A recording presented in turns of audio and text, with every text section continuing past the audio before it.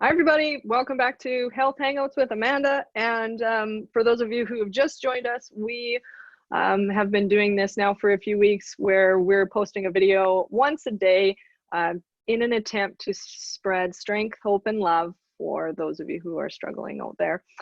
We know this is a really challenging time in various ways for many people. So what I've done is I've asked a bunch of people I admire, some of my close associates, colleagues, friends, family, to step up and do these interviews with me. And so today we have David here with us, and David is a longtime friend of mine and an economics professor at a university.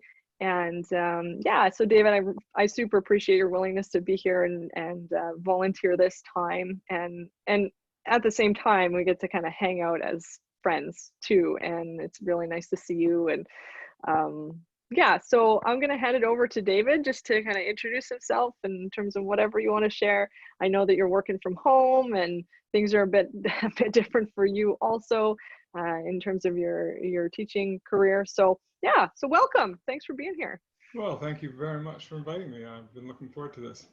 Yeah, so as you said, I am a university teacher and have our classes were interrupted with a couple weeks left to go. So it wasn't that bad. Most of the term was over, but there still was a couple weeks left and a kind of hasty transition to online teaching, which the facilities were essentially there and mostly familiar to most people, but still the methodology and actually moving everything over, getting the students accustomed to it was a bit of a challenge. And for me personally, I ended up doing a little less than I had hoped to do, but still getting most of my course objectives through. And I changed around a little bit of the evaluation, added some work, sort of reduced the value of some things. And traditionally, I finish the term with exams that are proctored in a large room, and people have to remember everything, and they have a couple hours to write. And now you can sort of simulate that online, but the systems were pretty stressed, and everybody's trying to use them. And so I ended up just changing things into what you consider take-home exams, except nobody's taking anything anywhere anymore. They're just being sent to them. And giving them some time to do them. So we'll see how that works out. Most of that is still in the future. But I also had some other assignments, and now I've been just grading. And typically, I get things in paper, and it's easy. It's like I have a pretty good archive system on my computers, but I do not have a good way of sorting grading. So there's just all these directories full of things. Have I graded this yet? Haven't I? Have I seen it? And where are the grades? And I feel as if I'm endlessly wrangling files. I have about 50 students in 2 classes, so that's 100 students, and they have maybe, I guess one of them had 3 and the other had 4 things. So I mean, it's hundreds of bits of files. Oh yeah. And the students, they're not really great about the naming convention. They name everything. Everybody names their assignment 4, so I have to rename them all so I know whose is whose. And anyway, so just the overhead of that transition has been challenging. And then grading on a little tiny screen where, it's just, yeah. So it's been those sort of logistical things. But in terms of the pedagogy, we missed a couple weeks, and it's sort of ground to a bit of a halt. But I think I was lucky in that I got most of the stuff I wanted to do done. And yeah, now the technology for staying in touch with people like this, Zoom. I don't have Zoom. We have some other product, but I guess Zoom's also available. But they're all the same. And so I hold office hours now, which is kind of nice because I can like make pickles or wash the dishes, and some student comes in. I can answer their questions. In fact, I think it's probably the only way I'll ever hold office hours again will be online. It's effectively the same as a classroom or in my office, except it's more convenient for everyone. And we can share files, and we can draw on a little board. And I mean, it basically is identical to coming to my office. So that was an innovation for me. So I'm happy with that.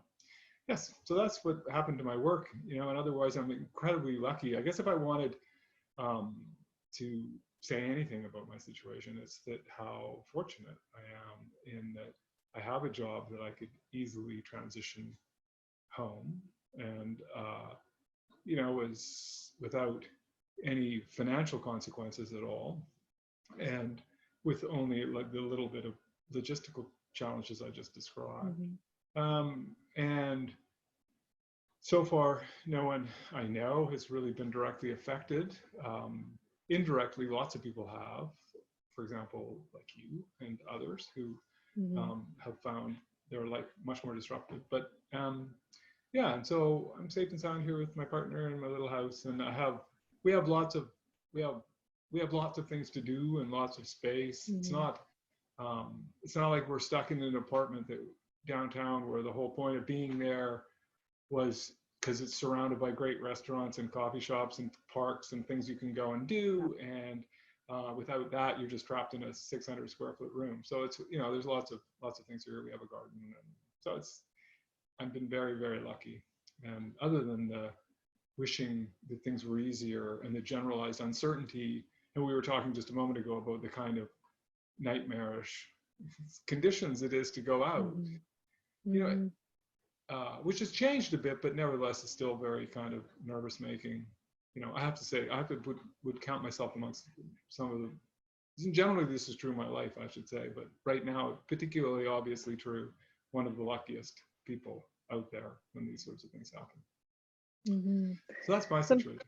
something that I noticed that you said earlier is that you'll probably hold office hours digitally from this point forward, even after things Yeah. change back to the way they were, perhaps. But that's fascinating to me, and it sounds smart to me. I mean, I'm the one who's been, you know, promoting like this online thing for so long, and Yeah. how valuable and beneficial it is, despite so many people telling me that it wasn't. And how can you do counseling via video and you miss so many things? And although there's some validity in that for sure, it can be so valuable to Yeah. use it that way, and so convenient for everybody involved. So it's interesting to see that now you're, you know, you're considering to do this differently in the future as a result of what you learned from what's Yeah. happening here. And I wonder, had you, you know, do you think you would have thought of that if this hadn't happened? So, so I, so I think the simple answer is no. I mean, it hadn't really crossed my mind because I've been holding office hours since, you know, personal computers were the size of a piano and about as effective as means of Yeah. communication. So, you know, until you just keep doing the same thing, right? I was looking, I like to try and hold a couple different times that are in different course blocks, you know, so that people who have different classes can make it to them. And I usually put them on the days I'm teaching so that it's not one more Mm, interruption. It gives me a whole days I can book for other things. And, you know, so it's like if we're going to be teaching, so I sort of like, all right, if I finish at 1, I'm going to need an hour to get back to you always talk to people after class anyway. So, okay, I'll start from 2 to 3. And then the other day, maybe I'll do it in the morning or something. And so you just, that's the way I've been doing it for so long that now when I plan my course, I just go, right, and where are my office hours? You know, I never even really thought that, oh, I don't even need to do this. And meanwhile, the software products have got better and more reliable, and the mhm, students are genuinely more comfortable with them too. And so I think that I probably wouldn't have thought about it. I imagine at some stage someone I know would be doing it, and I would go, yeah, well, I should try that. But I, you know, no, it wasn't this thing that occurred to me. And I think my belief is that this experience is happening everywhere in lots of organizations where people, mhm, we're not necessarily going to transition to where everybody who can work effectively at home right now will continue to do so forever because it's just as good, because it isn't just as good. But there are lots of aspects of people's jobs that I think that organizations and individuals are learning to do a different way. And, mhm, um, you know, I know I was in an office the other day and we had to meet to sign something, and there was really no other way to do it. Well, we could have done it with couriers, I guess, or something, but you're not really getting anywhere with couriers. You're just meeting more people. But anyway, so into this room, nobody meets in their office anymore. They meet in this giant boardroom, and you sit at other ends of this desk, right? And so mhm. there were 3 of us there because I had to be a witness. So we were sitting around like we all had the plague, which I suppose is the point. And, you know, to Yeah. come in, it was like, here are the little gloves you have to wear. And anyway, well, they Mhm, didn't exactly take my temperature, but if they could have, they would have. And so that was fine. So we sat down, and the person I was working with said, oh yeah, one of the partners there was essentially had said, we absolutely can't do these things, like these meetings, any other way. We have to do it face to face, blah. And now he's like, how can we bring everything online? Sitting at home going, wow, I could really do my job from here. So I think people who've been resistant just because they've never done it this way are learning that many things can be shifted. And so I could see lots of companies and people that start out with, Monday morning, everybody goes in and sits and clears emails, and then they have some planning meeting for the week or catch up on where they're at. And, and then they go back and send a bunch more emails, and, and then they go home. People saying, why are we doing this? We can just do all this from home. We'll just do all our emails, and we'll have our little Zoom meeting or whatever. And then we'll go back and we'll come in on Tuesday when we have to meet clients or talk face to face. That for this kind of process day, which is, why are we all spending an hour in our car and dumping our kids off here and there and everywhere? And so I think there'll be lots of people who make that discovery, and we're going to see a change in the way things are done out of this. So. How have you noticed your students are handling the change? Well, it's interesting because for a long time, it depends on what you teach, like I think the field and then the class, that to be honest, attendance is not great anyway. There's some students who are always a bit mysterious. You just don't, mysterious sounds like there's something good about it, but they come for exams, they come, so to be fair, it isn't, when I say attendance isn't great, I don't take attendance. So it's a bit of a rotating cast. There's some people who come, half the time or whatever, some group of them. And so this is never perfect. So you always have this wondering, where are people and how is this going? You're basically dealing with the ones who do show up and who come to your office hours and who talk to you. So it's always a kind of partial information thing. And now it's just pretty much disappeared. I have I have very little sense. I send things out and people send me emails and I send them emails back, and I have a way to send emails to the whole class. So I do that. When somebody asks a question that seems important, I send an answer to everyone. And so I'm still communicating with them, but it's even harder to get a sense of how things are going. So now and that's sort of that's in terms of how they're doing in the class. In terms of personally, I think people are under a tremendous amount of stress. And that's what I've noticed. And again, to be fair, the courses I've been teaching, a lot of them are upper year undergraduate. Well, there's only 2 of them. A lot of the students are upper year undergraduate students who need these in order to graduate, and they're looking for a job. And it's always stressful at this time of year. It's always stressful. So there's a fair amount of stress in their lives. But now, there were people who were saying to me things like, one thing we did was, when I restructured the course, I sort of pushed back some work just to give everyone a little bit more time to adjust.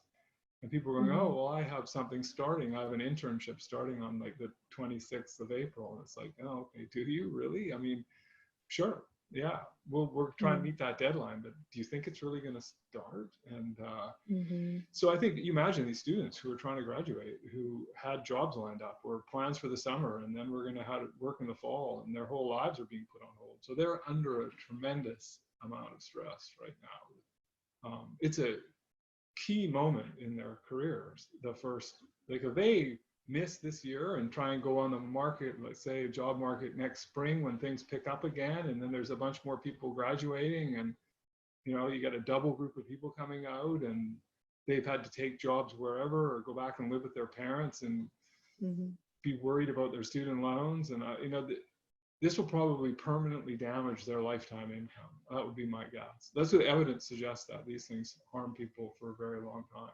That these smooth transitions are important. And that's not to say everybody who takes a bit of time off fails, because they don't. People take it off for a good reason. But if you're forced to just hang around and wait and then join into the job search with a whole pile of other people who are coming back to work, either because they've been laid off or they're new graduates, and it is not good.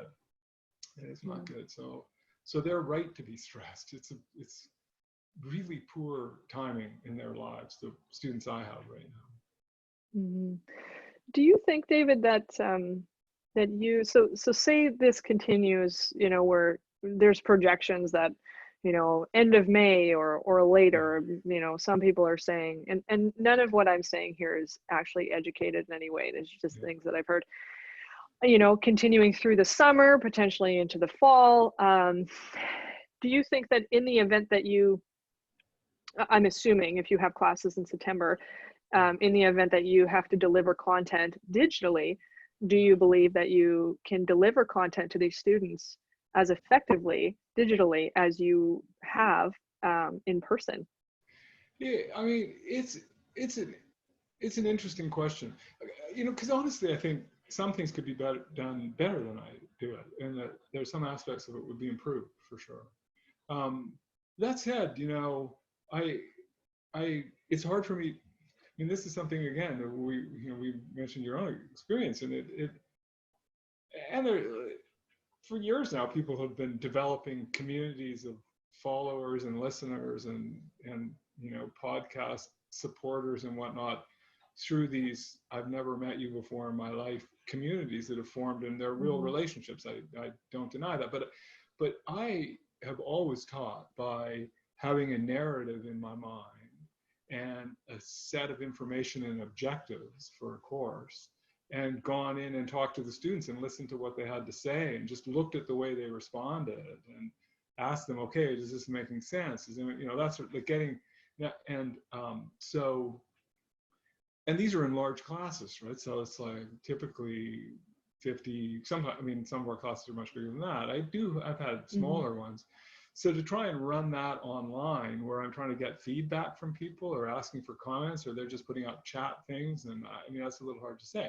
So, and a better alternative probably would be to pre-record certain things and distribute those, and then hold sort of what, academics for a decade or more have been calling flipped classrooms. But, this idea that the old school notion is you would talk about the work in class, and then you give them exercises and they'd go and do that at home. And so a flipped classroom is you reverse the order of that, and you give them material to read and listen to at home, and then they come into the classroom and do exercises. And that can work in some classes really well, but it obviously is a huge restructuring. It's not the kind of thing that people who teach for a living like I do want to just jump into unless they are just pedagogically, motivated. And so around the edges, you can kind of put a few things here and there. But I would restructure it quite a lot. And I think some of it could be better for sure. If I could make that work so that people had some kind of lecture they could listen to and then some kind of exercise. The problem is the classes I teach aren't always, one of the two I'm teaching right now, which I'm going to be teaching again in the fall, is more amenable to that. But the other one is like, it's a history course. So it's, I tell stories, and I don't know what I would have them do in class, to be honest. I mean, what would be the exercises? I do get them to do short writing assignments and hand those in, partly because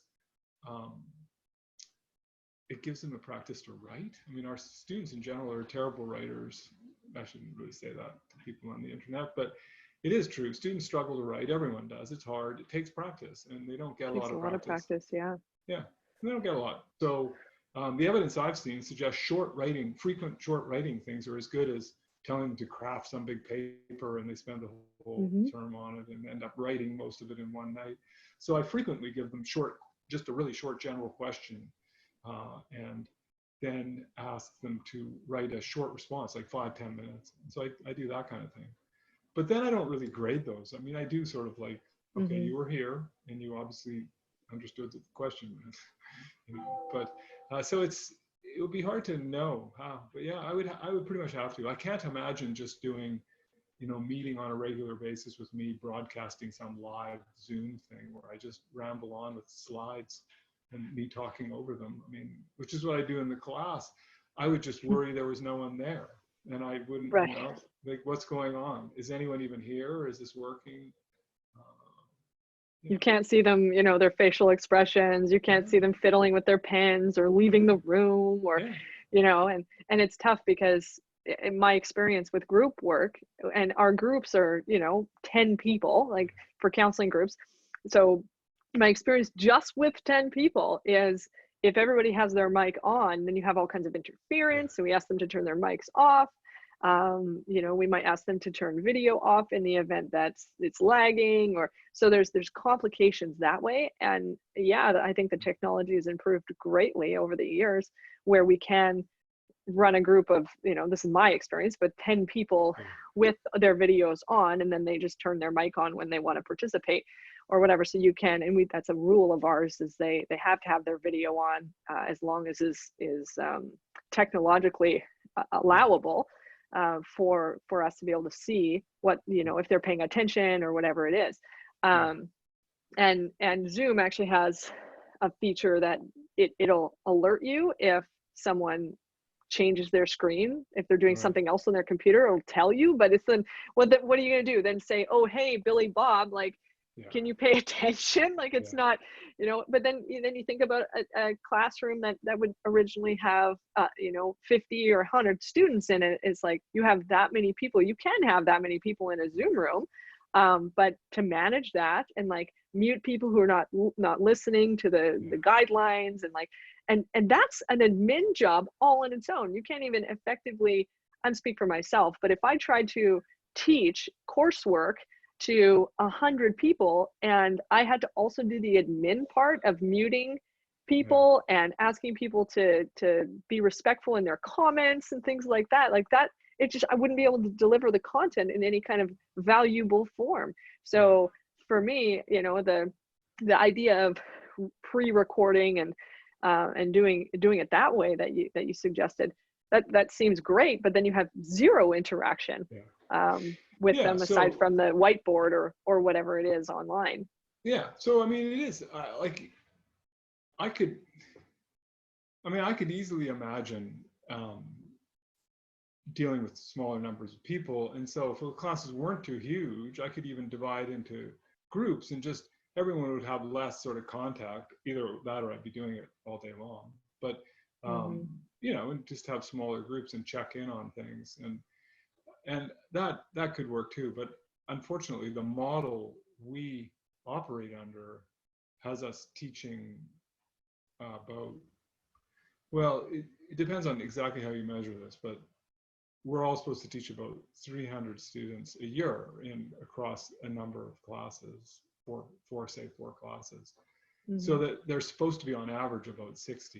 And some we get away from that because we have some that are quite large and some that are quite a bit smaller. But still, so if you had 60 and you wanted to give each of them half an hour a week or something, you're pretty much have no time for anything but talking to the students. And but on the other hand, some parts of that could work really well. The other thing is, honestly, there are issues with evaluating people in a non-anonymous way. Now, obviously, their names are on everything they submit, and so it's not really anonymous. It could be made anonymous. I mean, we could do it with online submission where I didn't even know what student handed something in and I graded it, right? But they, there's still some written evidence of everything they do, so it can all in principle be regraded. So if you were one of my students, your grade is based pretty much entirely on something that a colleague of mine could audit, let's say. So if you were really unhappy with the way I treated you, you could get a regrade, and that makes sense.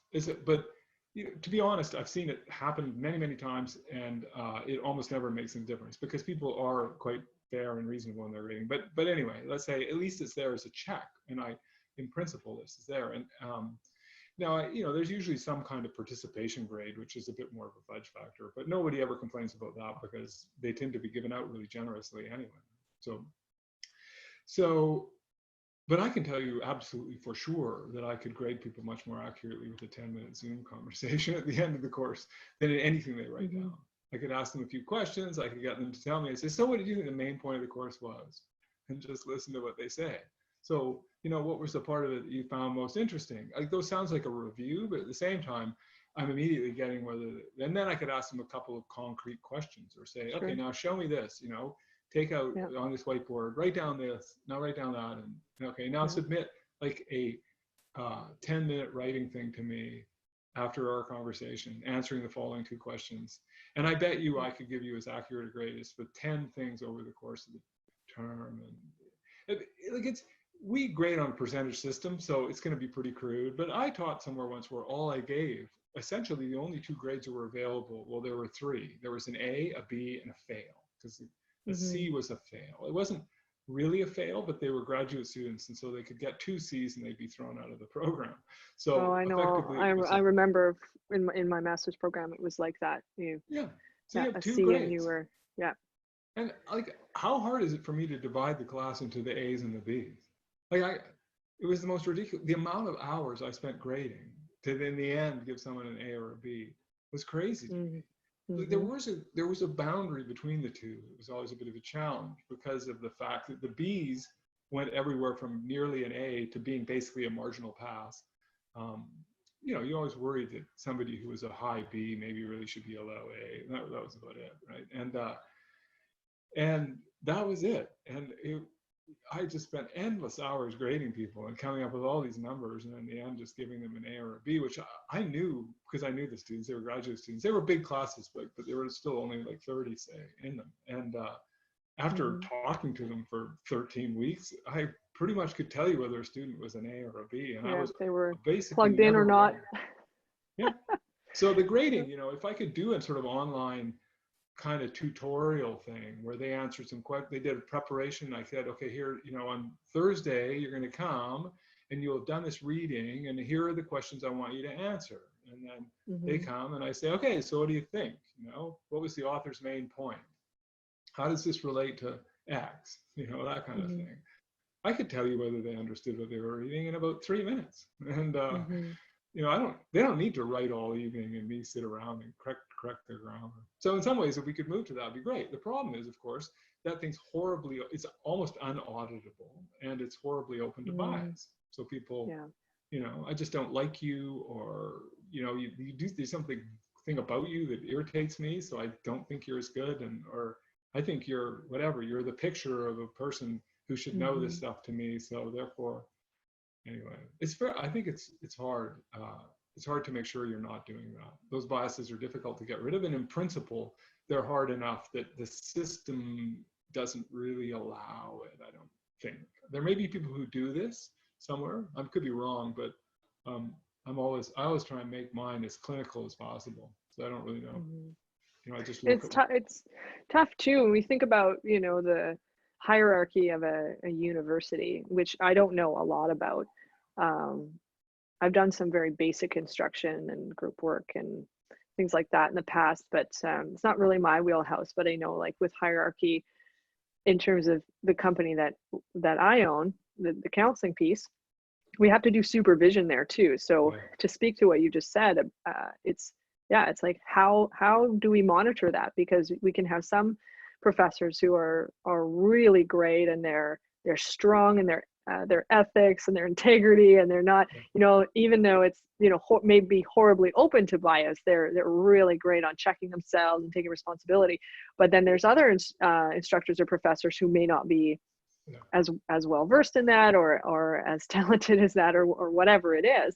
But how is it monitored, and like, how is supervision provided? Now, of course, as far as I do supervision, like, we do meet supervision every week, and people sign up for spots, and so I do monitor what they're doing. But at the same time, there is a disconnect because I'm not there watching what they're doing. Now, mind you, your boss, say at the university, wouldn't be there in all your classes. So it's like, is the monitoring that different if you move that over to digital also? But it's still a greater disconnect, which can cause problems and allow instructors or professors to slip through the cracks in terms of treating students in ways that they perhaps don't deserve. But so I get that point for sure. But to answer your basic question, for sure, there's some chance that we will be doing some things online. I definitely am going to move more stuff there. I mean, there's some things that I feel like I can do, and some of it, it's been an incremental process anyway over time, but more familiarity with the tools, and also the students are better at some of these things than they were. I mean, one of the interesting things, people think about these students as being somehow digital natives or something, which it turns out there is no such place as digital, and there's nobody who's a native to digital. People learn these things based on the incentives in front of them. And there's perfectly large numbers of people who have had access to computers since they were very young, but have never been interested in them or paid any attention to them except to use a couple of features, a couple of things like Facebook or whatever, which there's as far as I know, 1 billion people who can use Facebook. So it doesn't require any specific skills. You know, it's just basically you learn how to do it.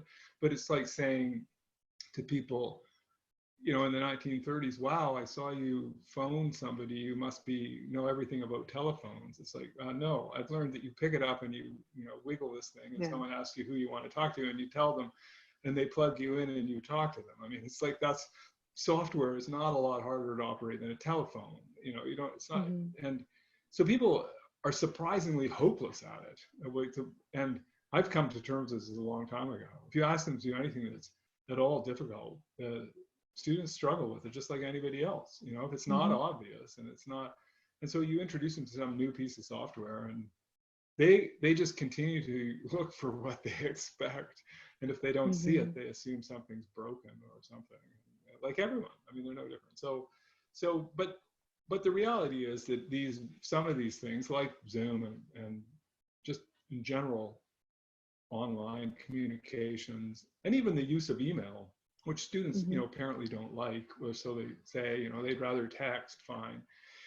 But they are getting better at it than they were. I mean, it was a time when students were pretty hopeless at email, and they still are. Like I said, they all name I get them to submit things to me by email, and some of them don't even put their names in the email. They just send me with some obscure, like cutesiePie@yahoo.ca as their email address, and they don't have their name on it. It's in the document, but the document is named assignment 3. And you know, it's just like you can't actually be a digital native and send things out into the world without labels onto them. You know, you just can't. You don't understand how things really work if that's what you're doing. You're just basically, that worked for you on your computer. So this kind of bigger conception of how to do things doesn't come naturally to anyone. It certainly doesn't come naturally to our students. And so you have to slowly do these things. And people are getting better at it. They're having more experience with this. More classes are asking for things, or using the software, and they just are getting more familiar with it. So so it is easier and easier to do.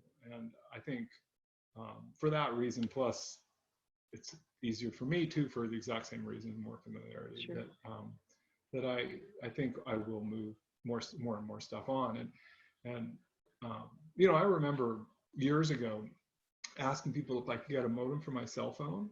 Like what I want to be able to connect my computer to my cell phone, because I had a place where I had a cell phone and I had a computer, but they didn't talk to each other, and I had no landline. I didn't have a modem, right? And people telling me, no, what are you talking about? What? No, you can't. No, that won't work. And why would you want to do that? Actually, is what a lot of people said to me. Even like tech people, why would you want to do that? It's like, well, because I want to be able to, you know, hold office hours from the back of my sailboat. What do you mean? Why would I want to do that? Like, why wouldn't I want to do that? And so now, I mean, like I think I told you, you know, I think we have 5 computers and 3 telephones here for the 2 of us. And so, you know, there's so much technology and so many options and so many choices, and that it's kind of the opposite problem now, is trying to find something that does simply and cleanly what you want rather than beat it over the head. And the other thing, which you may or may not know, is we have very strong privacy laws here for public institutions in terms of how we can store student information. And it limits our use quite a lot. So people will be frustrated and say, why doesn't the university let me use X, right?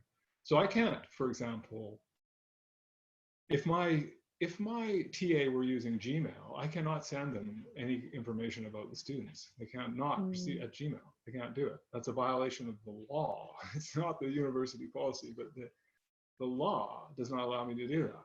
I have to have individual permission from students in order to put their information into a system like Gmail, not just Gmail, but even ostensibly private things that are, you still have to confirm it. Like they have to actually legally, they're responsible to confirm where is this information going to be stored. And we have very strong laws here. So that also means some of these tools don't really work for us. And which means that two things. One, it means the university can only get suppliers who will agree to these rules, which limits the number of choices.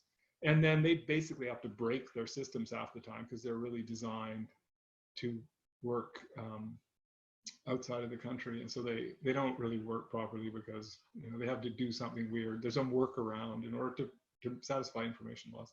So that's also an additional layer of challenge that it's better now, but for a while it was really frustrating. So Dropbox, for example, is another one I can't use. Yeah. And yeah, it makes it really complicated. Even if you are able to find ways to work around it while adhering to the laws, it adds steps and it's more complicated, and then it's just, yeah, it's really challenging. And we have obviously, where I am in the industry that I'm in, strict privacy laws also, right? And getting specific personal allowance for sharing of information, or even how we share amongst team members and how we email and all that stuff, and it has to be all as secure as we can. And then if there's any possibility but not being completely secure, which digitally is usually the case, even with encryption and things like that, we have to say that in informed consent, saying like there are possibilities that emails could be accessed through owners of domains or whatever it is. So it's never 100% secure, but organizations have been working on that and still allowing the digital age to evolve with greater security, but it's still a challenge, even in my industry. And I bet it is. And I think that some of it is just comfort level too. Humans are pretty poor at dealing with low probability events. They just they tend, and so you end up with, like, I remember people lecturing to me about things like heavy metals in the water, which is a true problem. I'm not denying it, but they're doing this while sitting in a bar where people are smoking cigarettes, and it's like you realize that sitting in this bar right now, you're probably consuming more carcinogens in an evening than you're going to get out of drinking the tap water for the next 10 years. It's like, yes, I agree they're a problem, but you're obviously willing to trade these risks off, in some way. But the really small ones are very hard to estimate, and it's like they sound scary, and that's not to say they aren't a problem. It's just that they're, and so yeah. And I'm always very concerned about things. It's one of the reasons I'm on computer number 3, where we were to get this to work, is because the computers I use all the time don't do anything without my permission. They're just nothing happens automatically. And every time I have anyone work on my computer, they say, well, I can fix that for you, so you don't have to keep logging into this. And it's like, well, why would I want it to automatically log into something? Like what advantage? It takes me 30 seconds to do. So what's the advantage of having it do it automatically? And meanwhile, then it's connected up to some giant server that has all sorts of useful and valuable information on me, that if something happened, like I got some weird worm on my computer and it was encrypting everything, it would encrypt all those drives. Why do I want that? It's like the convenience of it with the sacrifice of security. Yeah, and for me, I'm always trading off on that. Don't let it have access. Don't let it have access. And I'm the opposite of you, David. And actually, it was like, I don't know, a year ago or whatever, where we were having a conversation in a kitchen. And it was like, I was like, oh yeah, I just like, because I had my computer open and I had been doing some work, and I like just automatically logged in and I have all my passwords saved. And then you were like, there's some risks here, and you gave me this website to check out, and then I subsequently forwarded that website to everybody I knew, to say the same thing to them, like, if you have passwords that are the same across the board, you ought to consider changing that immediately, so totally appreciate where you're coming from. And I did do that. I changed everything to 12-digit passwords that there's no way I could remember them, but that means I still have to save them. So it's, which is at least better, because you know that there's Zoom, in fact, I think it was Zoom, was it Zoom or one of these big platforms that people have started using? People have been, I think it's Zoom. Yeah, it was Zoom. They were hijacking people's accounts, right? And so people were losing control. Like large organizations were losing control of some Zoom accounts, some of the big universities. And the estimates I saw that this was so-called credential stuffing. So in other words, what happened was some other site was hacked, like whatever it was, like where your email and your password are linked together, and then they literally just pick that stuff up and electronically go and take it to every site they can find. And so they'll go to your Facebook account, they'll go everywhere. So if you use the same password associated with your email address as a login, they'll just great risk. They'll stuff it in everywhere. So you get hacked someplace, you used it to whatever, order food 3 years ago, and they needed an account so they could put your address in or whatever, and you forgot all about it, then that thing gets distributed and they can go in everywhere. So it's a very bad idea to reuse passwords. It is a very bad idea, and many people have come to great harm for it. But it's convenient, and I tend to write them down. I always write my passwords down. They're mostly, but I also use a password manager which has passwords in it, which is itself not completely secure. But I don't put my most important ones in that. I just put the convenient ones in that, and then I write the other ones down. But I don't really write them down. Do you know what I mean? Like I write down something that I can look at that and I know what my password is. But you have to know something else in order to know what the password is. And so that's because they are long and hard. I had one that was 29 characters for a while, but I've got rid of it because I couldn't type it in on my phone. And it was just like the probability of a typo in 29 characters was like 0.99. So it would take me forever to log in. Oh. Anyway, enough. Well, it's a great message to anybody watching the video that if you have the same password for applications, like don't because I listened to you when you asked me, to look into it, and I appreciated that. So I did change all of them, and they all like different 12-digit, symbols, numbers, letters, and dashes, and various forms. So so I appreciate that, David.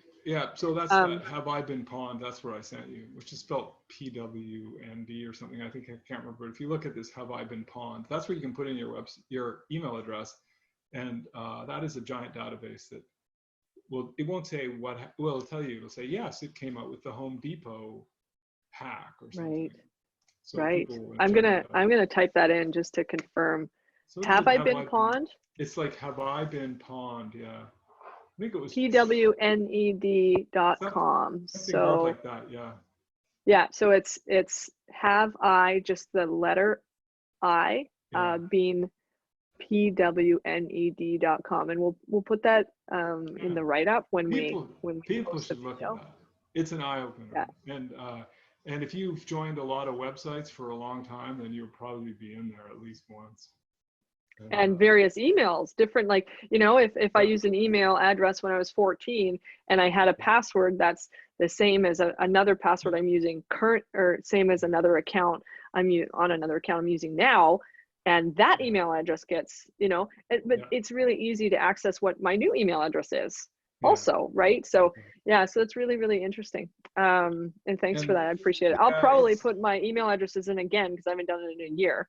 But you can sign up for a service and they send you a distressing email every time they turns up. Oh, there you go. I don't have that, but I'm probably a distressing email. And, like there are limits to what you can do without shutting yourself off completely. Now it's crazy. So that building in Minneapolis, you have to have a phone, as far as I can tell, to get anything. To even get into it. And what was it? Something else that I know they've been talking about this, about using telephones for virus tracking, which is, it's a plausible argument. I don't know whether it'd be what I would do first if I were in charge of the world, but where they use your location on your phone to indicate whether you have come near anybody who's been tested positive for coronavirus. And Mm.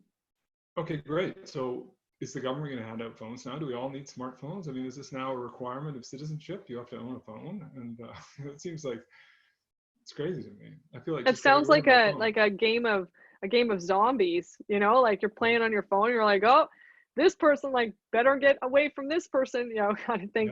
Yeah, And quite the system to set up also. Huge yeah, database, yeah, and you know, the accuracy of that, especially doing it hastily, can be very poor. So yeah, like, to each their yeah, own, but yeah. I don't know. Well, Some people would love these. it though. Some people would Oh, really appreciate it.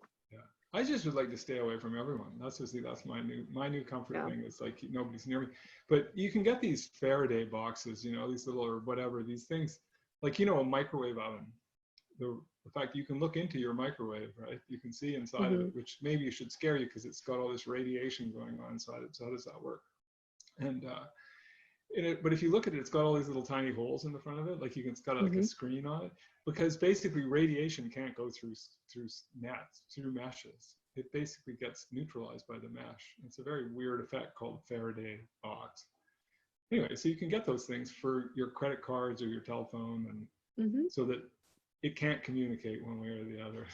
So I think that's what I will need for my phone if I start being tracked. If I mandatory that I'm tracked, and I need my phone, I will feel like I can pull it out occasionally. But being tracked all the time is not my idea of freedom and citizenship. Hmm.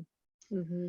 Yeah, So I anyway, agree. not that anybody's going anywhere these days as it is, except to shopping trips, where I've overcome the feeling that I'm doing something wrong in stores now. I'm just Hmm. uncomfortable as opposed to alarmed, which is how it was for Hmm. the first couple of weeks.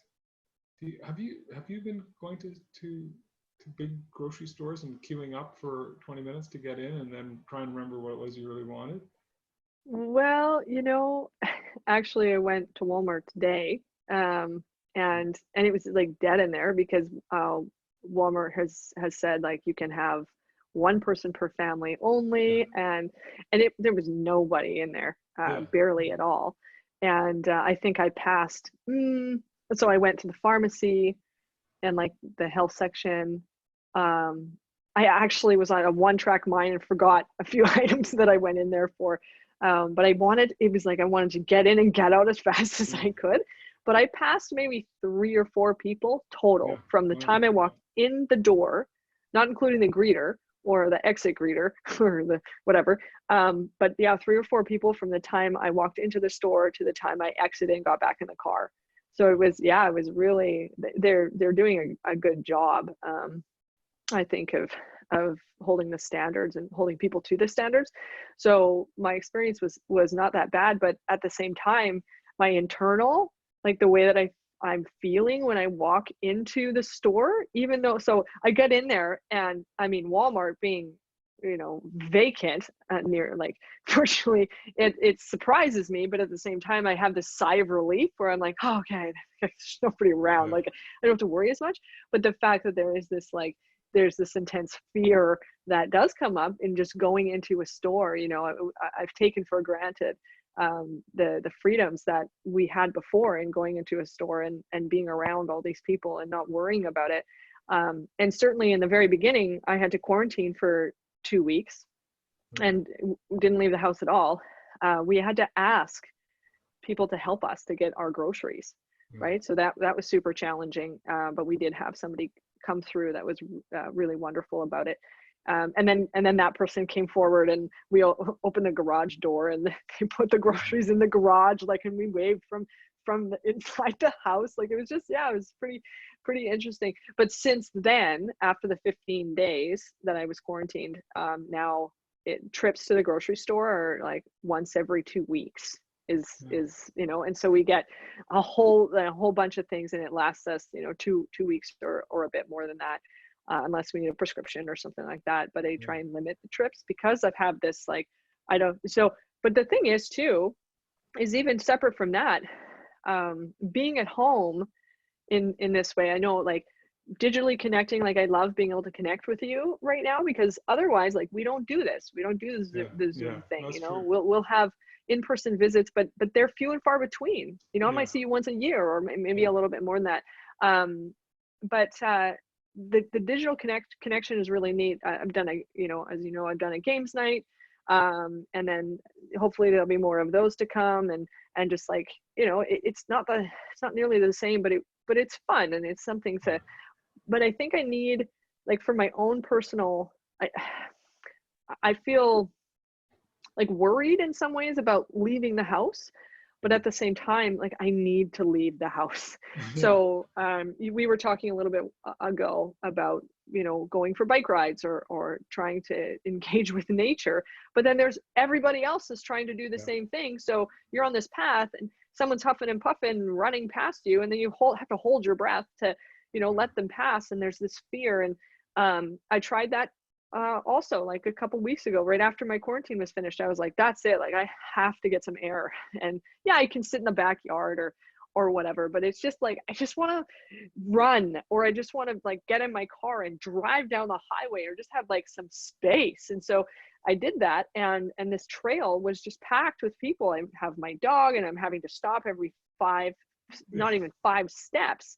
And I got so frustrated by trying to enjoy nature on this path, because of the dozens of people that were behind me and in front of me, that I just, like, I turned into the woods, and there was no path, and I just went into the woods, because like, I needed some damn space. yeah, And I haven't gone back to that path since. I'm trying to find, like, other places that we can go, but if there's one person that's even like 15, 20, 30 feet ahead, I'm like, oh, there's somebody there. We try and turn a different way, and we try and turn a different way, and it's just like, oh, yeah, I really took advantage or took for granted, sorry, the freedom that I had before, to just like, oh, let's go to whatever park and enjoy it. And it's like, that's not the experience now. So that's more of a concern for me than going into the grocery store. But I do have that internal process about going into the grocery store, like I did this morning. And I think, like, the safest place is being in my car and driving down the highway, just to get out of the house, not talk to anybody, and then, like, turn around and then come home. Like, I've done that a couple times too. So it's interesting, you know, because people, you know, there's a lot of interest in how what is this doing to the economy. I mean, yeah. and obviously there's these lots and lots of restrictions that have been placed on us. So some of these businesses are required to have measures in place to ensure social distancing in order to be open, and they have limits on how many people are allowed in the building, and those are being specified. And so to that extent, is the government doing it? But it's not at all obvious, despite some of the political talk about when is the government going to lift these restrictions.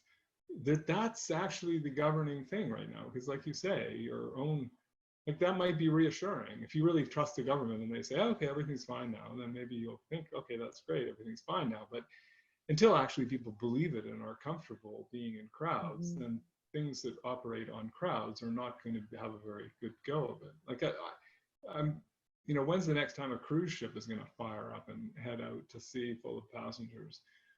The government could say, oh, it's the cruise ships are allowed to sail again, and people are going to be very hesitant to get on them. So I think, you know, this sort of Mhm. psychological consequences of this training and new fear of being around other people um, is going to take some time to pass, potentially, even after restrictions are so-called lifted, you know, that people are going to Mhm. impose them themselves. It could be that quickly enough we'll get back into the swing of things, but it's also easy to believe that this will permanently change the way people want to be, and people will be more encouraged to do things like phone the grocery store and get the groceries all picked for them, and maybe they won't get them delivered, they'll drive by after work and pick them up. Mhm. Or you know, some of these protocols that have maybe been available all along but are being used now.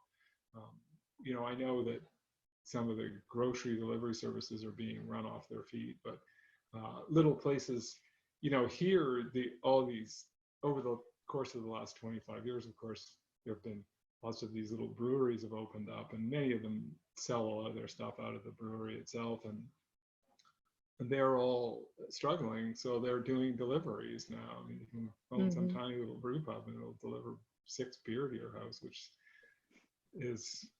seems infeasibly uneconomic to me, but I guess they have beers they have to sell, so they'll do it. And I think there was like a $3 delivery charge or something, but still, you know, maybe we're going to come to a place where these kind of alternative don't get in a crowd. Like, get a restaurant to send you food rather than go and sit in a restaurant where you're worried about the people around you. I don't know. Well, it's tough too that I think a lot of these organizations, and I say these as in like so many organizations are affected by this, are having to close, or they're desperately trying to stay open. You know, like, how can we make these sales? Well, if we have to deliver this product to stay open, that's what we're going to do, even though, you know, we're still not making the cut for our rent or whatever it is. So when I hear that, you know, breweries are willing to deliver like 6 beer to someone's house, it's like, you know, it doesn't sound economically sound, but yeah, I wonder if they're doing that because they have to, or is it a desperate thing? Yeah, and I mean, the beer is presumably going to go to waste otherwise. So So the proper valuation of that beer is probably $0. So that then they're not giving it away. So the beer itself is pretty expensive, and so. But if it's worth nothing to them, because if they can't just let it sit there and go bad, and meanwhile they have another batch on the way, they need the storage space, you know, because everything is, in order to keep the system going, you know, they need to clear out the product. And so it's like oil, as you know. I mean, oil was actually reached a price of negative $38 a barrel. Wow. Which is extremely low. I mean, but basically what's happened is, for reasons that I don't understand, and I've never really completely understood, not that I've spent a lot of time trying to figure it out, but there's clearly some constraints on the changing the pace of production of oil. I mean, it's not a stop-start thing. I mean, when we hear a lot about what, you know, the price of oil affecting employment in Alberta, for example, a lot of that is around exploration and development, and, you know, but things that have been pumping continue to pump, you know, many of them. And you wonder sometimes why they do, because the price is low, and you'd think if you had to find someplace to store it, maybe the ground would be a good place. In other words, what are you doing extracting oil right now? But people are. So there's either a technological reason, or there's some sort of contracting reason that I'm unaware of, you know, that producers have some contract and they're delivering on that contract, and somebody else has already agreed to pay anyway. They ran out of storage, right? There's just nowhere to keep it anymore. So they're paying people to take it from them, which is hence the negative price. And I gather that has changed a little bit, and maybe because they've stopped pumping. It's like, well, that's similar to, and again, this is an uneducated statement, but that's similar to milk production. Well, and I'm going to say in British Columbia, because that's the report that I read from CBC or whatever, but milk producers are having to just drain it, just throw it away by the hundreds of gallons per week, you know, but it's so interesting. It's like, people still need the milk, but the restaurants aren't ordering it anymore. Like, these massive companies that do need it for various things don't need it anymore. So there's massive productions of milk that they have all these cows. And so there's that's happening too. And there's just so much waste that's going on now, because they've gotten themselves to a place where they could meet the demand. And now the demand is like so little. Well, and milk, there's a bunch of industries that, like, the places you're hearing these problems are places with hugely predictable demand, right? So milk, I'm sure there's some seasonal variation, but the people who make money in the dairy industry are basically scientists with the goal of smoothing production. So you may notice, I mean, BC has a quota system. So people who are in the dairy industry have quota, and that quota requires them to produce a certain amount of milk. And if they deviate from that in either direction, there are penalties.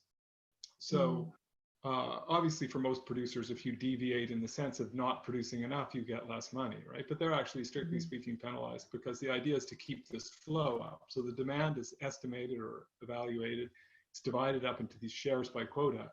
And the people who make really good money are the people who can keep producing the same amount of milk every day, like, and with scientific accuracy, which has a lot to do with monitoring your livestock, et cetera, right? So it's really a scientific enterprise in that kind of commercial milk production. And so what that means, when that thing worked perfectly and demand was completely flat, that they essentially have the same production every day. Well, now if something changes, then they're in trouble. And it's not easy for them to change. They can't just flexibly squeeze a bit more milk out of the cows, or they can dump it, which is what they'll do. And so it's interesting, because then you have all these different supply chains. So people are puzzled by the fact, like I had a friend who said to me, oh, it's really weird, you know, this big run on toilet paper, right?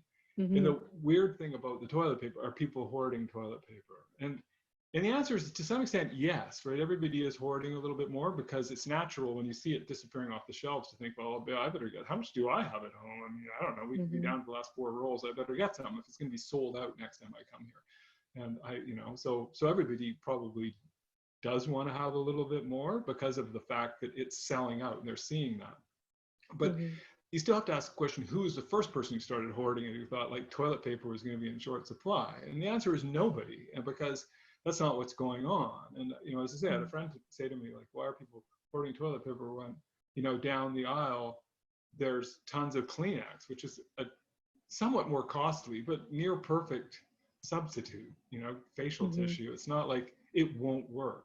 So who's panicking over toilet paper? The answer is nobody is panicking over toilet paper. What happened is the market is divided sharply into 2 segments, residential and commercial. And well, you know this, everybody's ever gone to a washroom in any big public building. There's these giant rolls inside these bins taped to the inside of a wall, right? These huge rolls.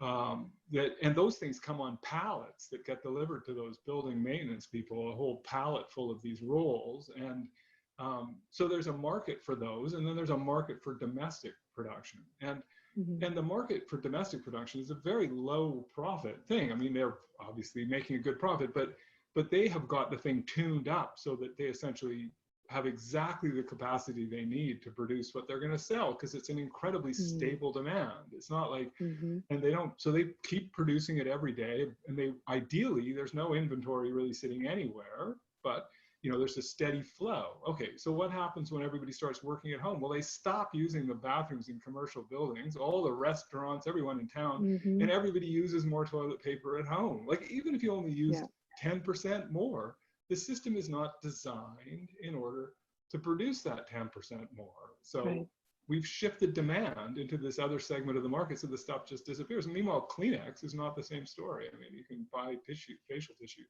It's not the same distribution between commercial and domestic. And so these shortages are being created by these intrinsic nature of the supply chain, and which just makes complete sense. But when you ask, how are we going to solve this problem? Well, is this a permanent shift in demand? If it is, then the companies can shift what they're doing. But it's not easy for them to just, like, these are like Thrifties or whatever your local grocery store, overweight. You can't buy, you can't just buy a big pallet full of those rolls. And, you know, although I have heard of places, restaurants who are doing takeout, who are apparently taking their commercial toilet paper and spinning it up into little rolls. Really? And giving it away to people who are coming and buying their food as takeout. It's like, oh, and you get your own little roll of toilet paper. Oh, that's so interesting. But that's obviously pretty labor intensive.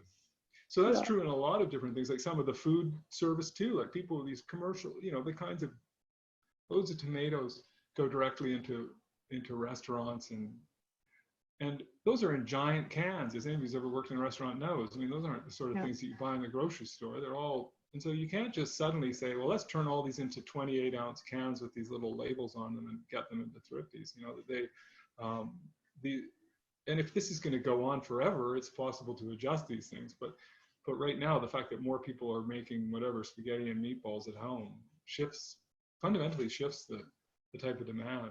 And I guess milk producers must be in the same boat. I mean, there must be people who, there's probably a tremendous amount of milk that goes into producing what I would describe as low-grade cheese for the commercial food market. You know, the sort of stuff you get on the top of the salad at most of the restaurants in town, you know, that shredded Parmesan cheese or whatever they call it, you know, it's probably produced in a totally different way from any cheese that you or I would ever see in a grocery store, through a totally different set of companies doing totally different things and packaged in a totally different way and shipped in a totally different way. And so that the milk producers who have those contracts, they can't just suddenly figure out necessarily what to do with them or how exactly to just change things.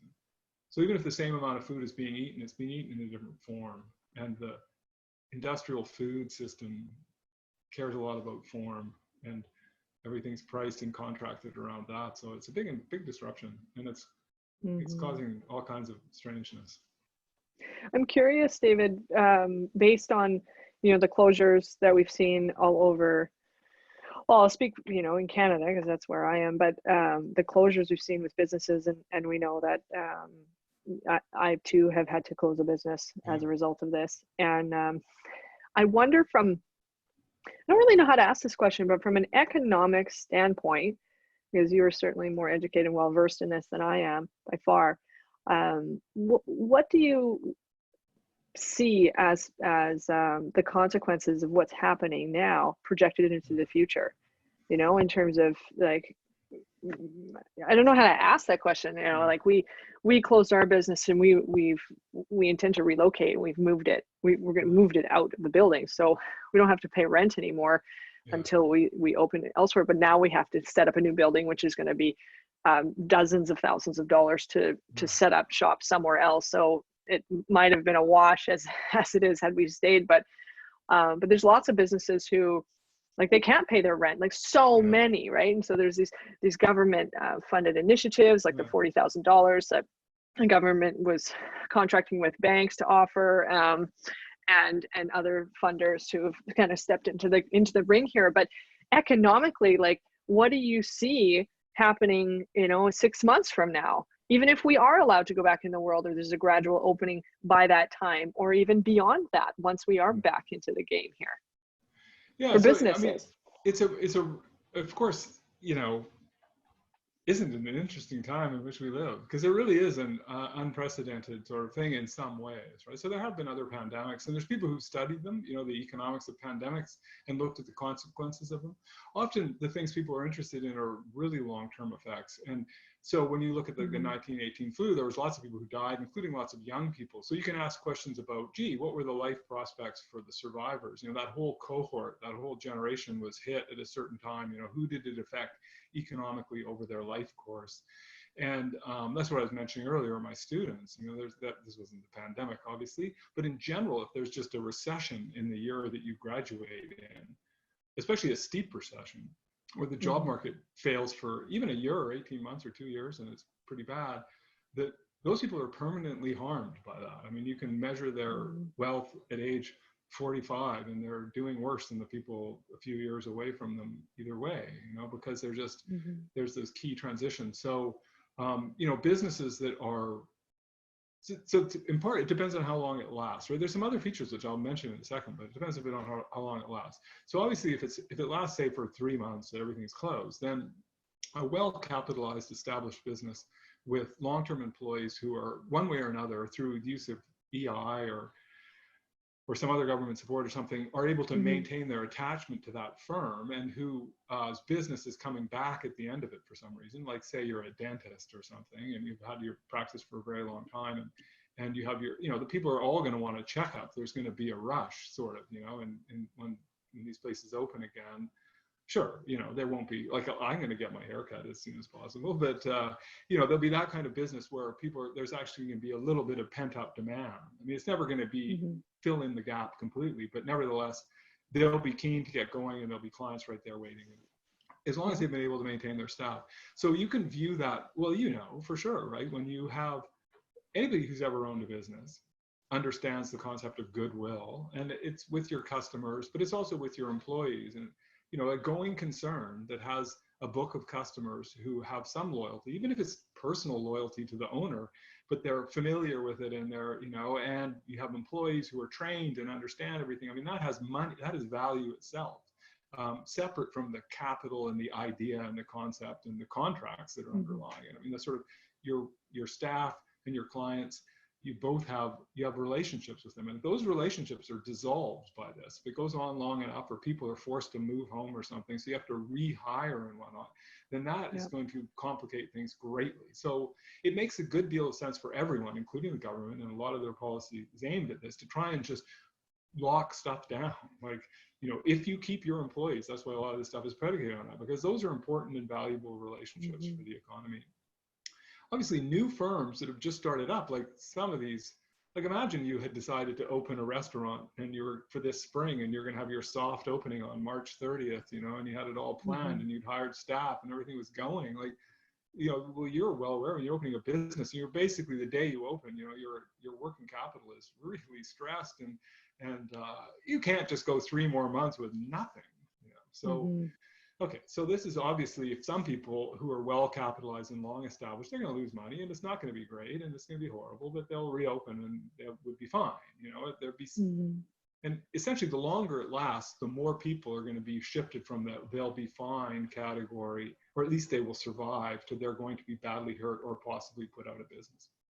So, and then there's the long-term effects of like the death and carnage, and there's also positive long-term effects. I mean, I would be willing to bet that there'll be certain aspects of medical science and protocols around emergencies that are improved by this experience. It's been such a worldwide crisis that people, you know, there'll be something that comes out of it that will be good, okay? Just simply because there's a huge amount of human ingenuity and money going right now into solving very difficult problems. So they're going to learn things which will have general applicability. So there'll be some lessons learned out of it that wouldn't have been learned otherwise, that may help in the future. And then there are going to be some consequences and costs and harms that will persist into the great future, depending on who is affected. You know, one of the issues is, if, like, it's obviously a horrible tragedy no matter who's affected, but if it's like young working age people who are have small children, were the only people who are being selected out by this coronavirus, then that would have a larger long-term effect on the economy than would if it was mostly retired elderly people, or even very young children who, in a purely economic sense, are sort of replaceable with more very young children in only a few years. Whereas, you know, working age, well-trained people, I think if, for example, killed every neurologist or something, it would take a while to replenish that stock. And so there could be some very long-term effects depending on that.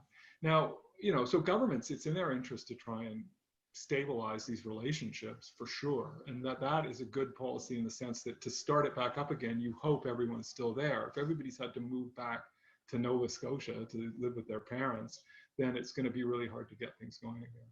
And there'll have to be a whole new relationship for us. One of the things that's, you know, that is different in this than, say, a natural disaster is the fact that it's global. And so when you say like people can't pay their rent, right? Well, at what point is that the landlord's problem? So ordinarily you would say, well, and if you don't pay my rent, I'm going to rent to somebody else. Like who? Somebody else who's going to open a small restaurant here? No. Like you own a restaurant building and you've rented to some restaurants and they've been forced to close. And so what your capital is worth nothing. You don't have a plan B, you know? So in some sense it's unfair to make the restaurant bear all of that risk. Like why should they bear all the risk? The landlord should take a hit too, because who says you get paid every month, you know? Like, well, I agree, because it's not their fault that they had to close. But it's not even a question of fault. I agree with you. It's not their fault, right? It's a government policy, let's say, or but more to the point, let's put it this way: if the restaurant could just pivot to something else, like online or pickup or something, then they would stay in business, right? The fact that they're closing is that they're running a business that can't do that for some reason or another, right? And so maybe restaurants, some can, some can't, right? Fine dining has trouble, right? Because, you know, you're not going to be delivering soufflés by taxi cab, but there are certain things that even they can do, but they have, you know, they have all this staff that is not going to be working in the, if they move to takeout. And so But some places are already takeout. So it's like the taco truck is hardly hurt by this at all. In fact, business is probably booming for them. But so it's a, depending on where you are in this mix, and restaurants are more or less hurt, but other things, some things like, massage and are gone, like you can't, and Zoom massages just don't feel very good. I mean, so basically, if that's your business, you're doomed right now. So that people are differentially hurt. The point is that the landlords are also differentially able to do anything about this. And so the idea that somehow the landlords are indemnified because it doesn't matter what sort of business you have a lease with, then that you still expect to be paid. It's like, what is your plan B? Like if they didn't pay you, who are you going to rent to? Because it's easy enough to have sympathy with the landlord. He says, hey, my tenant isn't paying me, I'm losing money. Well, how are you losing money? What it means is there is another person who could rent your space. But if there is no other person who can rent your space, then you are not losing money because of this business. You're losing money because, just like everyone else, you have capital invested in something that's not making money right now. And so, like if I have a cruise ship and I've leased it to some cruise ship company and they're saying we can't make a payment to you, I can't say, well, you've got to pay me because otherwise I'd lease it to a different company. Nobody's leasing them. My cruise ship is a white elephant, and what doesn't matter what my contract says, I own something that is not making any money. So in terms of the market, basically says these people have assets that aren't really worth anything, and then if they have a contract that makes all the risk on the restaurateur, it's like, well, I hope lawyers start writing contracts a little differently with clauses in them saying, in the event of a government mandated shutdown, your rent will fall to 30% of its agreed value or something. Like, why is it that these businesses should bear all of the risk? It's just not obvious why they should. Yeah, it's a great question, yeah. So now one of the things that makes this really interesting in this context is this is global, so that, it's not like companies can, what are they going to do? Take their investment and, so people look at it and say, well, gee, Canada closes things down where, we often look at this, right? So Canada wants to do something like have another environmental inquiry before we build a pipeline. And, that might be a good idea, might be a bad idea, but whatever that aside, you can see that it introduces a small amount of uncertainty into companies who have to wager millions of dollars hoping to get it built. And they're going to have to, do all this stuff. And meanwhile, they could go build a pipeline in Ghana or something where there's also problems, different problems. But nevertheless, at the margin, you might get, well, now with this, there's nowhere else for them to go. Like, it's not like this money's going somewhere else. It's not like these investors can just move their money to a place where coronavirus isn't affecting the economy. Just like it's not, workers can't move. I mean, if this was just in British Columbia or in Alberta, then workers would say, well, the heck with this, I'm getting out of this plagued little province and I'm going to move to Ontario or whatever. But there's nowhere for anyone to go. This is the thing. So the usual way markets work is supply and demand, right? I mean, the demand has fallen. So the question is, what happens to supply? Typically, it's going to shift to other markets. And just like we were saying with the toilet paper, this can be done. It takes time. Whether it's a good idea or not depends on how costly it is to change and how long you expect the change to be needed for. But right now, no one can go anywhere. No one can lease anything. No new restaurants are opening, nothing. So people who are expecting these businesses or the employees of the businesses to bear all of this cost, it's crazy, right? It's a social cost, and it should be shared somehow. And the easiest way to share it is by the government stepping in and paying people money and giving people money to support them through this. But obviously, there's limits to that. I mean, the government can continue to print money, but the things that we buy will get increasingly expensive as they do that, because we're restricted to only buy a limited number of things. So, if you give everyone the same money they had 3 months ago, but we can only buy half the things we used to buy, then presumably, the price is going to go up, because people are going to say, well, since I can't do this, I'm going to go online and try and do that. But, lots of people are doing things for free, essentially. And they're being paid. So it's just a weird way. It's like, now I can go on the internet and all these people who were formerly charging $10 or whatever for a yoga class are doing it for free on Instagram.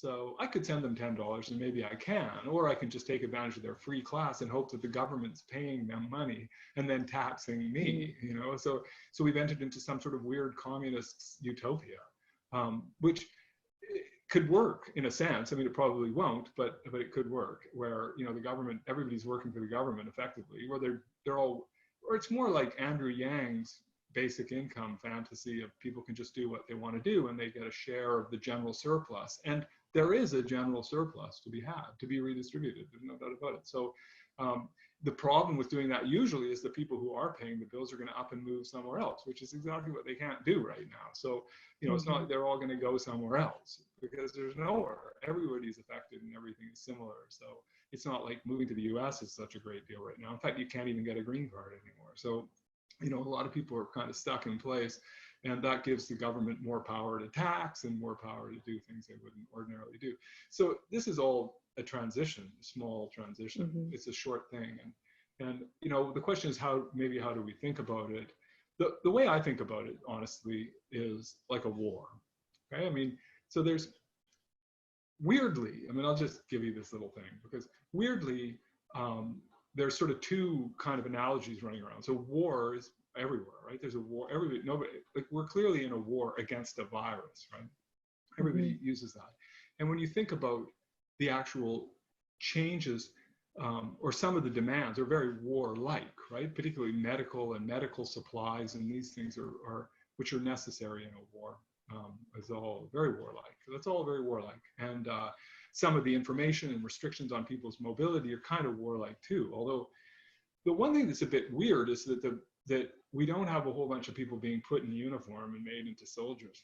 So I mean, everybody's heard the story, I think. I don't know, maybe not. I teach economic history, so maybe I think everyone's heard these things. But, you know, the Great Depression was this disastrous time, and governments were more or less equipped to deal with it. But anyway, they radically changed the way they functioned. And the Depression got better, but a lot of people say, well, it didn't really end until the Second World War, you know, and the Second World War ended the Depression and with this massive range of government spending. Okay, so why did that actually happen? Well, it happened for the very simple reason that when the government hired 20% of the workforce and put them in uniforms and sent them over to Europe to kill people, and when it started building ships in Halifax and Montreal and Vancouver and sending them out into the Pacific and the Atlantic and sinking them, that we counted that as economic activity. They paid for all those ships. It wasn't really capital. It was typically paid as just an expenditure, but nevertheless, in terms of national income accounting, GDP grew, unemployment went away. You pay soldiers wages, that's considered wages. It's true right now in the US, and Canada, everywhere in the world, soldiers get paid for doing a job, that's considered GDP, okay? So unemployment fell, the economy boomed, and it did. You look at what happened, it grew. But it was all still government spending, right? It was largely through borrowing, a lot of it through borrowing directly from individuals, you know, like the whole kind of war bond thing. But anyway, they borrowed money and they spent it. And they spent it on soldiers and on guns and ammunition and fuel. And they used that to destroy things, basically to kill people and blow up buildings. I mean, we burnt down some of the most beautiful cities in Europe and so on and so forth. We sank all these ships and polluted like crazy, and you know, the ordnance is still lying on the bottom of some places. Okay, so that was the actual output, but we measured it as growth in the economy because we measured all those expenditures as expenditures within the economy. Okay, well now the government is pouring money into these wage subsidies or these payments, you know, like EI, et cetera. But we consider that a transfer. So that's not economic activity. What that is just a transfer. So it doesn't count towards GDP. So we're in a massive recession right now. The numbers for this year are going to be horrible and possibly worse. I mean, it could be as bad as the Great Depression. I mean, it's hard to know, but it's going to be a massive reduction in GDP when people look at the numbers.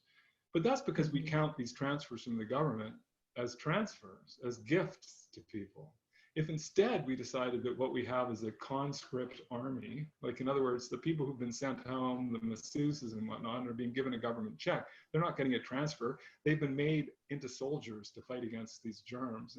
their job is just to stay home and keep their hands off of people. But it's a weird job. Doesn't sound a lot like a military role, but nevertheless, if you decided to count that as valuable economic activity, staying home, not infecting people, we're going to count that, then we wouldn't have unemployment right now. People aren't really unemployed. They're just not allowed to work. I mean, it's not, it's, if, and so that's, at least if you want to interpret it as being the government is not letting you operate those businesses.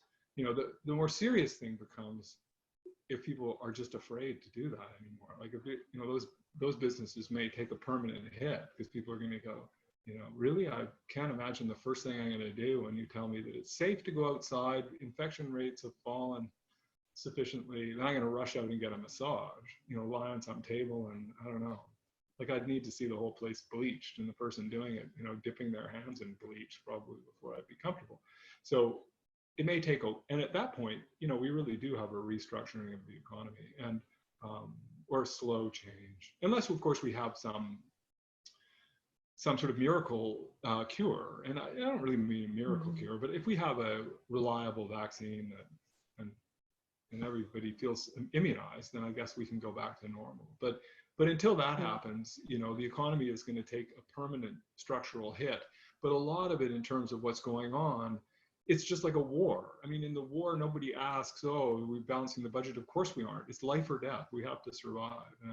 But if you look at what we're actually spending the money on, it's worse than this, way worse. I mean, we're all way better off to be sitting at home watching Netflix than we are to get on a boat and go to Germany and start shooting people. I mean, it's like, it's insane to think that that was productive activity and that this somehow is unemployment or a depression. I mean, it's not. It's a That's war. a great way to think of it. It's a costly war, and it's disrupting everything. And we'll get out of it the same way we get out of every war, which is trying to figure out policies to in that case is demobilize. Now it's like remobilize. But how do you get the economy going again? Transitioning people back into work, and those are non-trivial policy problems. You have, because just like at the end of the Second World War, for example, many women were in the workforce, and there was sort of a social expectation that they would just step aside now that the boys are coming home. Like, even though they were actually better at their jobs in many cases, and they were supposed to just go get married and have babies, and because now the men are back, so you should get out of the workforce. And that was obviously weird. I mean, by modern standards, and it was a difficult policy, and it harmed people, and it was hard to know quite devastating to women who were trying to really pave their way. Yeah. Right.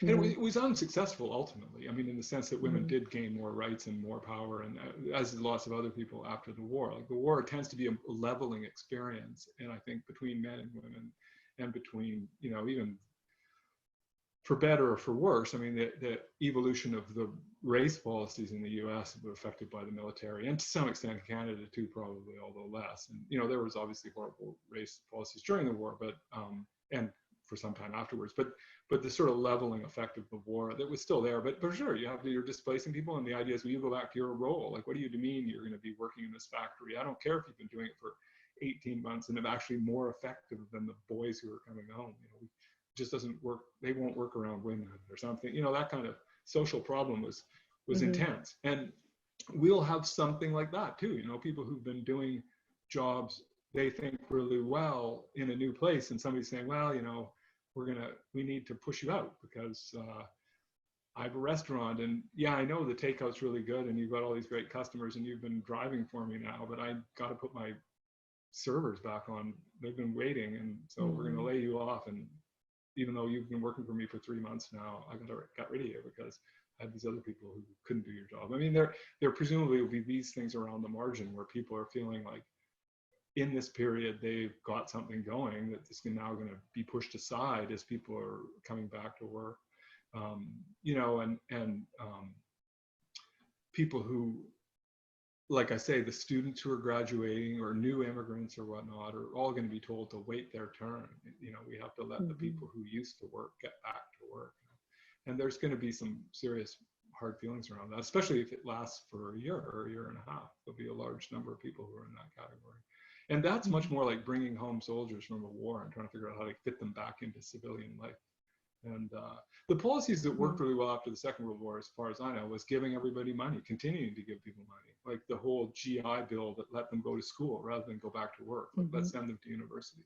And that's probably a good thing to do right now with a bunch of students who are graduating. I mean, one thing I would do to this fourth-year class who's graduating with a whole shed load of debt is just say, we're going to forgive a whack of your student loans because you guys are coming out into the worst labor market in, like, it's got to be worse than the Great Recession. It's at least as bad as that. And the same thing should have been done to those students in 2008 and 9 who are graduating into an economic disaster.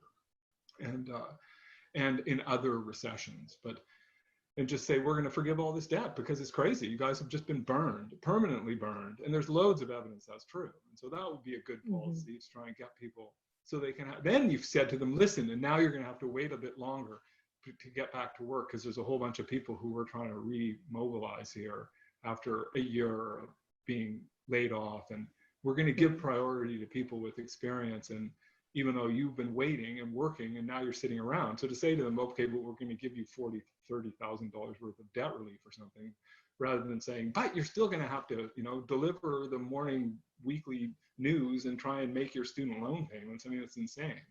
And so that's the kind of policy that we're going to need to in that transition. And as I say, that's much more like the end of a war than the end of a depression. Well, and this could take years, just years and years of recovery, right?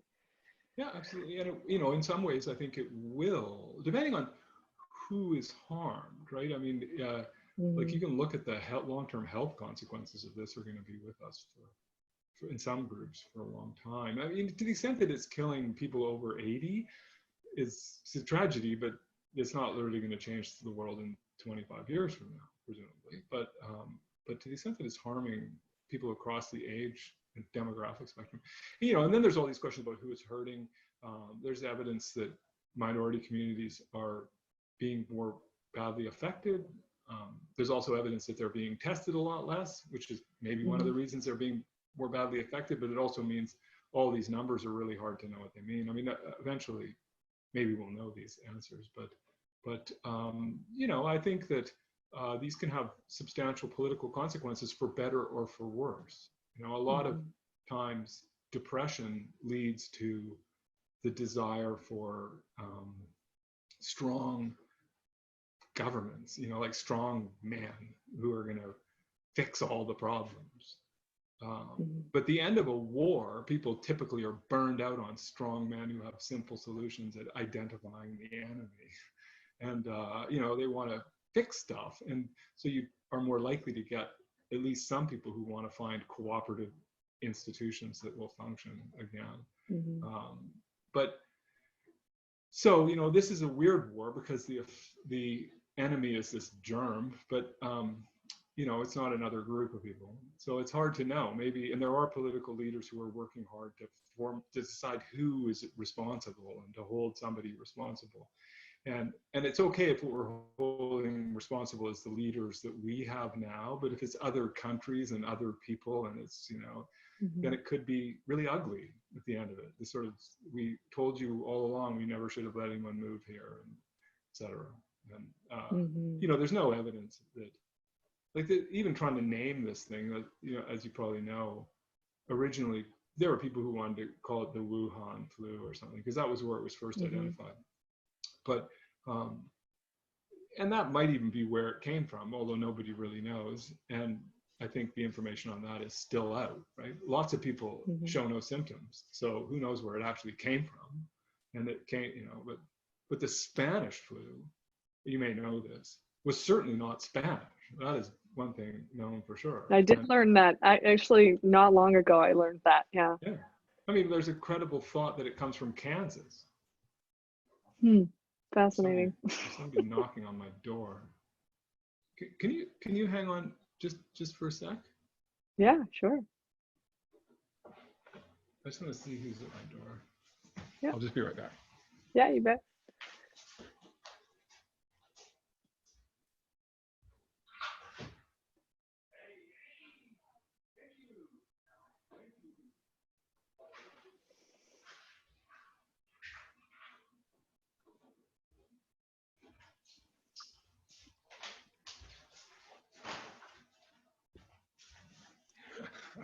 It's groceries.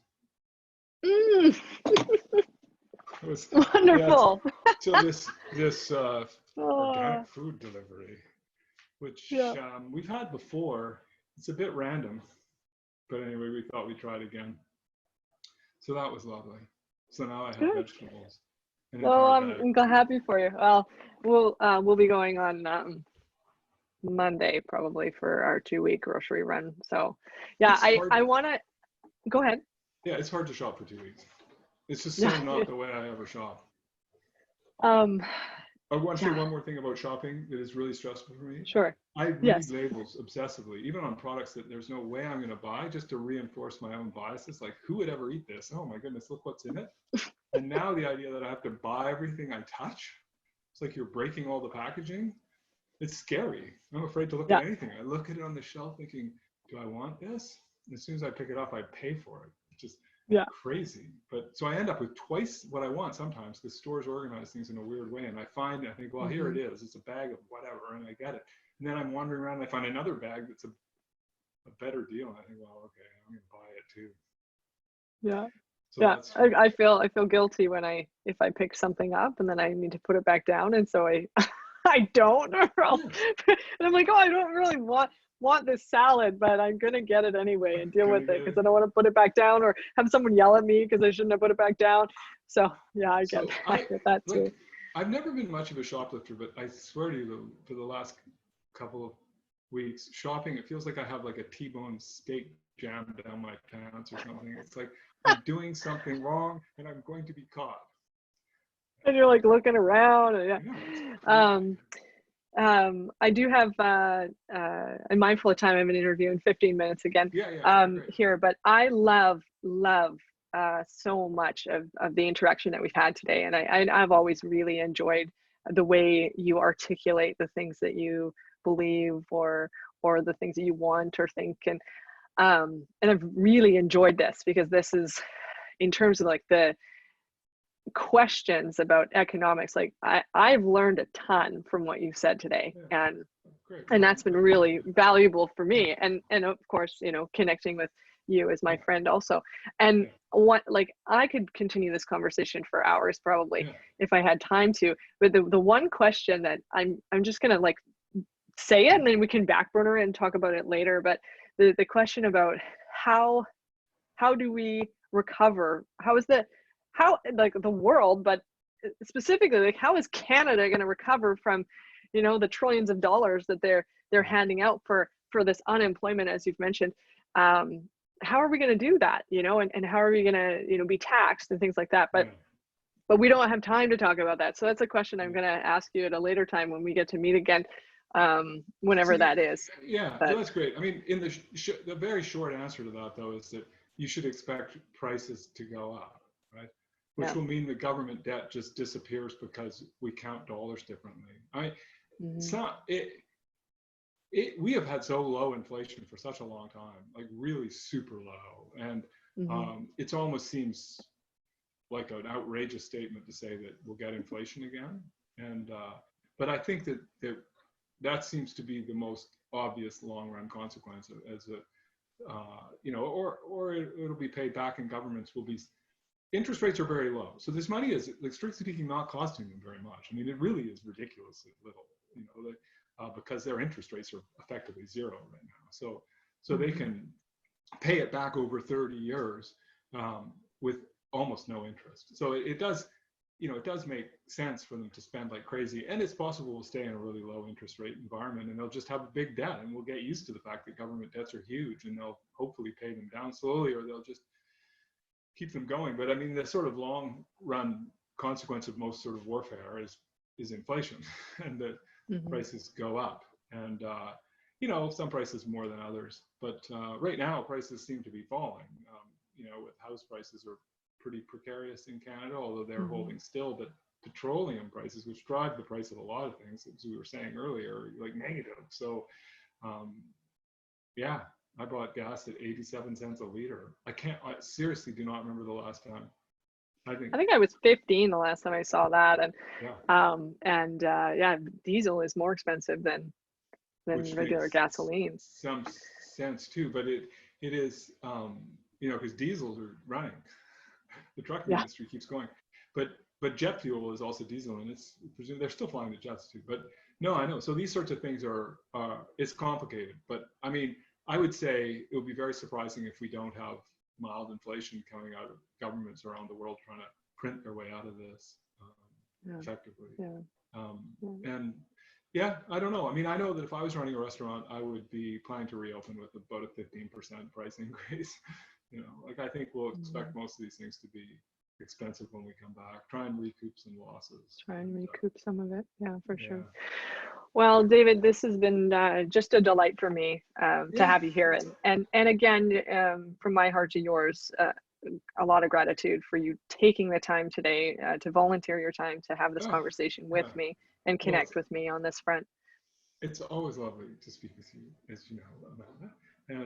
And I hope we do it again sometime. You know, and we will learn a lot out of this. But it really, you know, the lesson is going to be at the expense of a lot of very vulnerable people. And you know, I talk to people. I know some people who, or I don't know, but I speak occasionally with some people who are in a much more precarious position than me. And the last time I talked to them, they were like seeming on the edge of existence. So how they're coping with this when the services that they need and rely on are being restructured. Some for the better, to be honest. Sometimes people have a little more understanding and freedom, but many things they rely on are just vanished, and who are already isolated, and now they're even more isolated. And I know that there's a lot of people out there who are hurting very badly. So I think people like me who aren't, you know, the kinds of minor inconveniences in our lives just don't count really. And in the end, I hope that governments and other organizations are able to do things, and the people who can support those people do so. You know, give money to one of the shelters of the food banks or something, or some organization that you think helps vulnerable people. If your income is continued, you know, do something with it that's useful. And we can't, or if there's somebody you usually shop from or buy some personal service from, and your income hasn't changed and you haven't got that, it's not an opportunity to save. Why don't you just send them the money and let them have the money like help now, just even though you don't have the service, they'll get you back someday with another good term. You know, and it might help them to actually stay open, you know, so they actually exist longer when you term. want their service again. So actually there was thinking that way. There was and then we'll run here. There was a Facebook thing that I saw, and on a building, it was just a sheet of paper that said, you know, all the businesses that you've asked to donate to your sports teams and you know, sponsor your kids and things like that, for camps and things, now they need your help, you know. And it's true, like we bind together and we support the agencies or companies that we've really highly valued in our existence. I think it's really valuable. Right.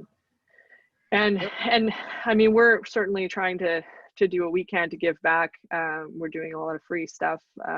These videos are one of those things in an effort to reach people who don't know what to do, or you know, we do free emergency groups also. We do free counseling services also, and so of various kinds. So so it's a pretty difficult time for a lot of people, but I appreciate what you've said in terms of, like, there's a lot of people who are struggling significantly more than you are, and then kind of this plea, putting it out there, saying, like, if your income is still sustainable, like do something to help those who don't have that anymore, right? And I support that greatly, for sure. Because that in the end is what we have, right? The people we live around and live with, and the society around us, that will determine our quality of life more than how many zeros there are in your bank account. It won't do you much good if nobody goes into nursing again because they watch nurses abused and ignored and dying of something and overworked, and